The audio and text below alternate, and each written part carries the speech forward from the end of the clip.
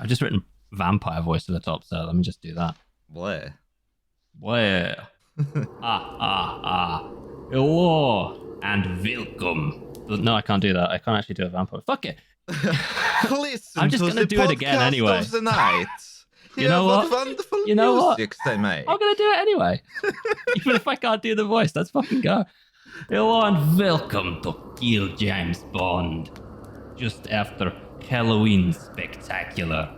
Welcome to the dark and spooky land of transylvania, where everyone is a stone cold body. I am Count Devcula. I'm in my laboratory at the top of my castle, trying desperately to unlock the secret of life and finally get an appointment as my gender identity clinic. Joining me, as always, the bride of Devcula, Malice, Coldwell, Cold Skull, Scary, who is doing classic Bride of Dracula shit, just sort of hanging around, wailing, Wearing a lot of very diaphanous dresses. Oh. Ah. I'm not. Who is this? Hiding in the shadows, skulking around, scheming for my downfall, taunting the villagers that have assembled at the foot of my castle, generally making an absolute nuisance of herself. Is my loyal assistant, Abigail. Just Nailed it. That's way better than what I usually do, which is Philospooky Tomb. I had no confidence in that, and I don't think it came through. Pretty sure that seemed like I was doing it. Hello, this is my normal voice. I am always talking like this. But I am actually recording from Transylvania. Yeah. So that's cool. So sick. And we're going to In record Transylvania an for this. episode of Kill James Bond.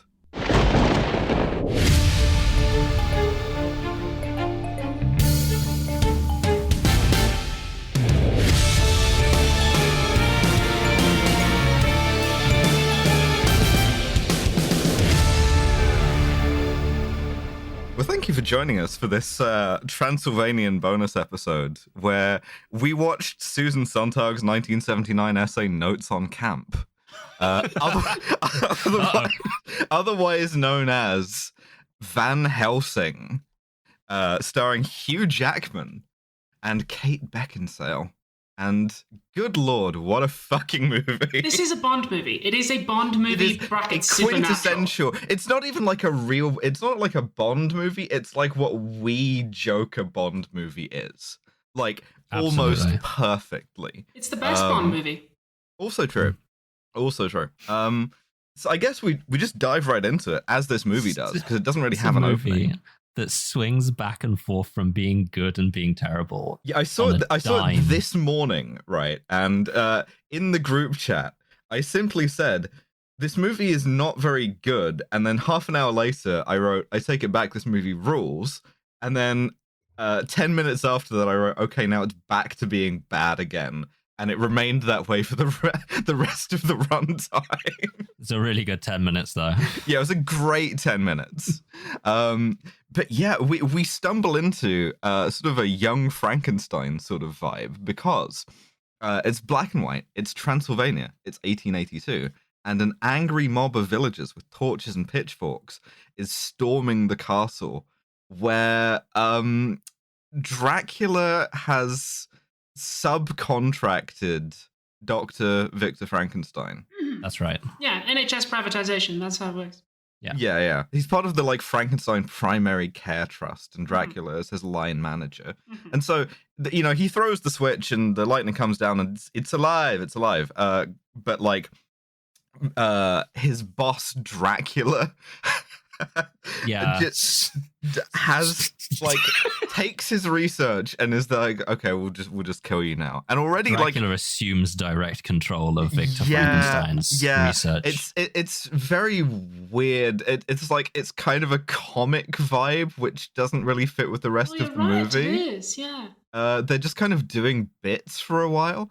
Also, really, they do. Yeah. Also, like, Frankenstein is a good man, so he's like, no, I won't let you use my my creature for evil. I'm just gonna like unclear why he made this creature for if not turning for heavy evil, stuff. Yeah. And he says, okay, fine, I'm gonna run. And Dracula says, well, you can't go anywhere because due to your work at my gender identity clinic. Your peculiar experiments have made you unwelcome in most of the civilized world. Dracula talks like that, by the way. Dracula is played by Richard Roxburgh, who is, if you ever get the chance to see him, listeners, an incredible theatre actor. I saw him play Estragon in Waiting for Godot years ago. He's very, very good. And he is just... Not in this. He's not chewing the scenery. He's like devouring the scene. He is biting the scenery's neck and draining out its blood. He is the most Dracula motherfucker ever. And I love him in this because I know from experience that Dracula is an incredibly fun role to play. And if you ever get the chance to play Dracula, you've got to have as much fucking fun with it as you can. Like, it rules. You heard me at the intro. You ever heard of Dracula? This motherfucker is Dracula. He's all of the Draculas. He does a way better job as Dracula than the young Frankenstein guy did as Dracula. Not young Frankenstein, young Dracula. The BBC Dracula, the Moffat Dracula. He does a way better job than that Dracula. Moffat did a Dracula? Yeah. We watched it on Trash Future. He did a modern day Dracula. It was very, there were very jokes bad. about Tinder on it. Yeah. Oh, shit. No, you're right. Yeah, just pause this now and go and listen to that episode. We'll wait. It's a good up. Now, I mean, say what you like about this movie, but you do get a fight between Dracula and Frankenstein's monster in the first 4 minutes of it. That's always a good start which to is anything, cool. I think. Yeah. Frankenstein's monster, which I'm not going to remember at all. I'm going to, specifically to irritate the audience, I'm going to be calling him Frankenstein from now on. Well, he refers to the doctor as his father, so I guess his name would also be Frankenstein. Well, his name is Adam. Surname's following the book, Frankenstein. but yeah, no, he's Frankenstein to me. He's surname Frankenstein makes sense. Yeah, Frankenstein Jr. punches Dracula through a fireplace. So good, Frankie.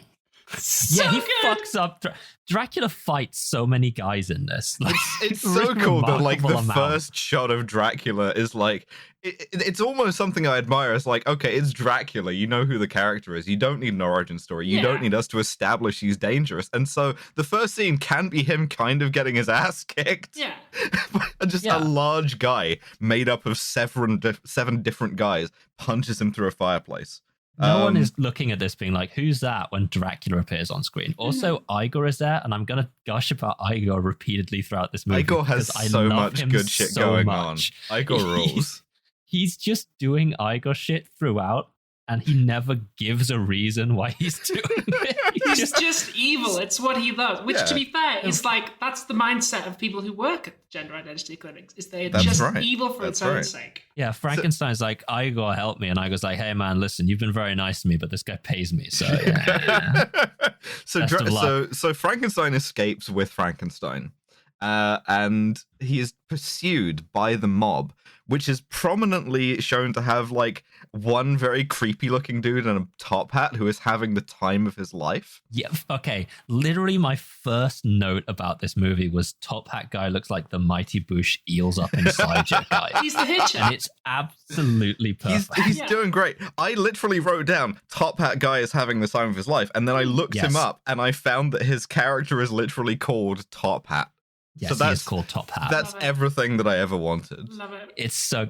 Also, obviously, Dr. Frankenstein at this point has had his neck extremely bitten by more teeth than I think is traditional. He's been compromised. Dracula has a lot of teeth going on. That's a thing that we're going to see a lot of. Is there's a lot of CGI in this movie. It's quite dated, but their party piece for vampires is they kind of turn into like more sort of like monstrous forms, which have like sort of like anglerfish teeth, like a lot of teeth going on at once. Vampire laws from Skyrim is your kind of. Get stuck in doorways less often though. Anyway. Listen up, you fucking bastards. you think you're going to listen to the rest of this episode without heading on down to patreon.com/killjamesbond and sending us at least £5 a fucking month, you've got another thing coming, mate. You're going to have to head on down to patreon.com/killjamesbond and give us at least a £5 a month if you want to hear the rest of this episode. Sorry, mate. Nothing I can do. The other lads at the podcast have been saying I need to come up with some sort of formalised way of doing this, but I quite like just pressing the record button and seeing what comes out. That's patreon.com/killjamesbond, £5 a month minimum. You could do us a little bit more if you want, but no one's twisting your arm. Alright, love you. See you there.